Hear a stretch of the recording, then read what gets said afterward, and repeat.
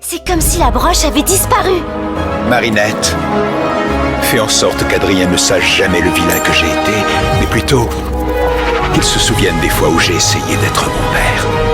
Mais quoi qu'il arrive, nous serons prêts.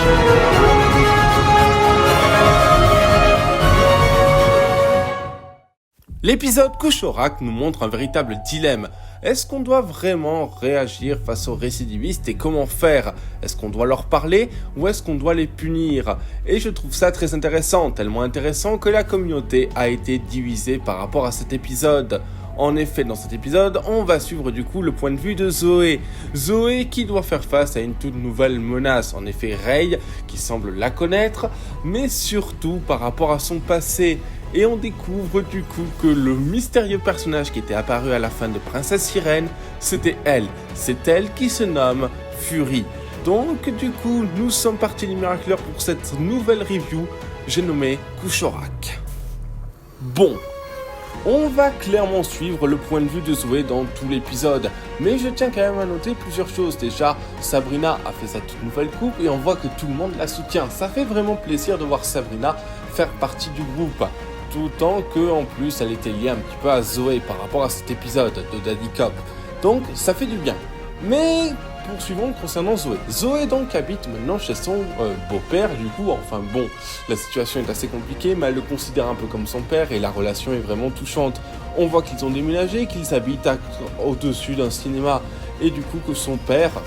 Enfin, son beau-père, son dadou si vous préférez, s'occupe d'un cinéma, donc il réalise un petit peu son rêve, donc ça fait plaisir de suivre les aventures d'Anaximandre. Mais du coup, Zoé est face à un véritable dilemme. Elle est face à Ray, justement. Ray qui connaît tout son passé, justement. Qu'il appelle cafard. Est-ce que c'est par rapport à une blague sur les cafards? Est-ce que Zoé a été méchante?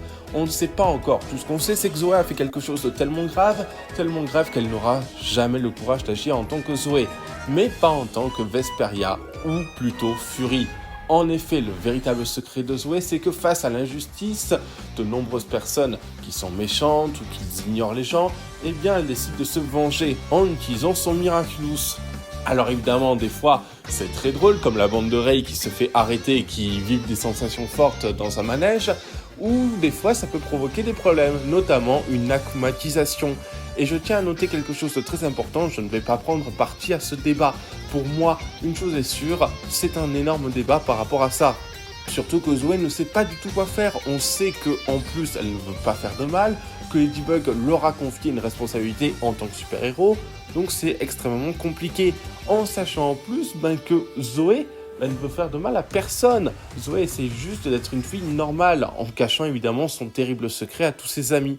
Et je trouve ça très intéressant. Notant en plus du coup que ça fait référence à beaucoup de choses. Vu que en plus dans Princesse Sirène, on sait que ce mystérieux personnage est apparu, on sait qu'à la fin Zoé va continuer à l'être. En effet, on sait qu'elle va continuer et on sait qu'un jour, son pouvoir va se retourner contre elle. D'ailleurs, ça fait un point parallèle très intéressant avec Chloé, alias Queen Bee. En effet, si Chloé était considérée comme Queen Bee, comme une super-héroïne au début, c'est parce que surtout elle suivait le modèle de Ladybug, pas pour devenir gentille, mais plus pour être populaire. Elle veut être avec la meilleure super-héroïne du moment, et je peux la comprendre. Mais Zoé, quant à elle, utilise son Miraculous pour faire le bien, mais d'une façon un petit peu mal.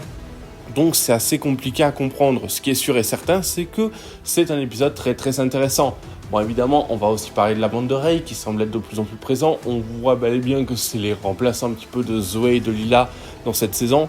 Donc c'est très très intéressant par rapport à ça.